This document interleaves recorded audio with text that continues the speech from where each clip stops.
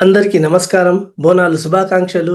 తెలంగాణలో బోనాలు అనేది చాలా పెద్ద పండుగ. ప్రతి జిల్లా, ప్రతి సిటీ, ప్రతి డిస్ట్రిక్ట్‌లో మనం సెలబ్రేట్ చేస్తాము. కాకపోతే చాలా మందికి తెలీదు అసలు బోనాలు అనేది మనం ఎందుకు జరుపుతామో. సో, ప్రైమరీగా మహంకాళి జాతర ఏదైతే సికింద్రాబాద్‌లో జరుగుతుందో దాన్ని మనం ఉజ్జయిని మహంకాళి జాతర అని కూడా అంటాం.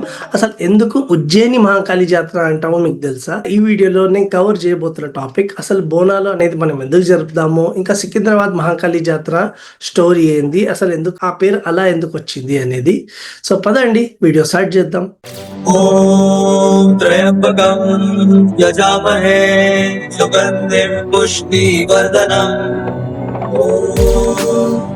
Sanatan Sagar studios YouTube channel కి స్వాగతం. 1813లో నిజాం రూల్ చేస్తున్న టైంలో 1813లో ఒక మిలిటరీ బెటాలియన్ ఏదైతే హైదరాబాద్ కి చెందిన వాళ్ళు ఉన్నారు వాళ్ళకి పోస్టింగ్ ఉజ్జయిని అనే ఒక ప్లేస్ ఏదైతే ఉందో మధ్యప్రదేశ్ లో అక్కడ ఉండే వాళ్ళ పోస్టింగ్. సో అక్కడ వాళ్ళు ఉన్నప్పుడు ఏం జరిగిందంటే హైదరాబాద్ సికింద్రాబాద్ ఏరియాస్ లో ఒక పెద్ద ప్లేగ్ అనేది ఒకటి వచ్చింది, ప్లేగ్ వ్యాధి. సో ప్లేగ్ వ్యాధి బేసిక్ గా ఎలుకల మీద వాళ్ళే పురుగులతోని అన్హైజీనిక్ కండిషన్స్ లో తిరిగే పురుగులు ఇంకా బ్యాక్టీరియా వల్ల వచ్చేది ప్లేగ్ వ్యాధి.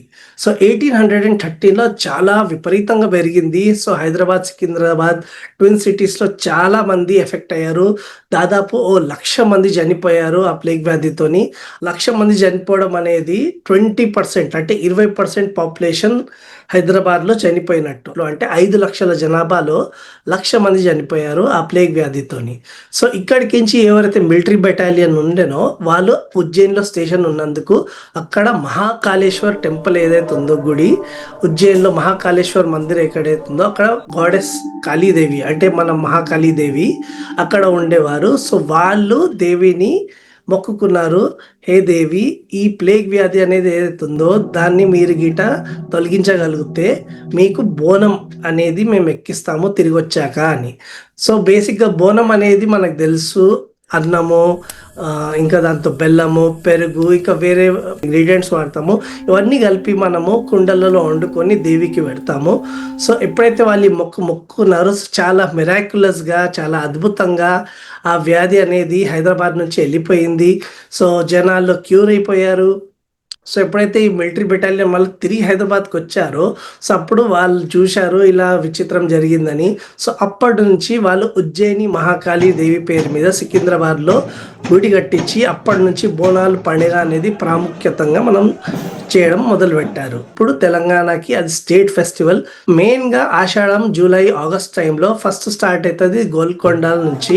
సో గోల్కొండ నుంచి వేరే వేరే రీజియన్స్లో వేరే వేరే సండేస్, మండేస్ ఎక్కడైతే ఏరియాస్ ఉన్నారో వాళ్ళ బిలీఫ్, వాళ్ళ మైసమ్మ తల్లి కానీ, మహాకాళి దేవి కానీ, లేదా లోకల్ డియేటీస్ ఎవరైతే ఉంటారో, లోకల్ దేవీస్ ఎవరైతే ఏరియాకి ప్రొటెక్షన్ ఇస్తుంటారో, రక్షణ ఇస్తుంటారో, సో ఆ దేవీలకి పూజ చేయడానికి మనము త్రూఅవుట్ ఈ ఆషాఢం టైంలో బోనాలు జాతరలు జరుపుతాము వేరే వేరే ఏరియాలలో.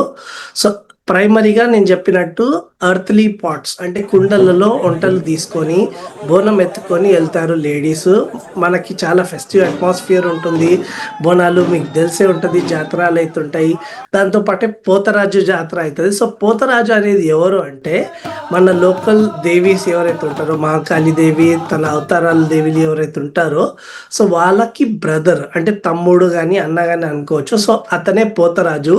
ఎవరైతే ఈవిల్ స్పిరిట్స్ ఉంటాయో లేకపోతే చెడు ఏవైతే జరుగుతున్నాయో వీటిని, చెడు దృష్టిలు కానీ, చెడు పనులు కానీ ఏవైతే ఉంటే దాన్ని దూరం చేయడానికి పోతరాజు డ్యాన్స్ చేస్తారు. సో పోతరాజు డ్యాన్స్ వెనకాల మహత్యత అది ఉంది.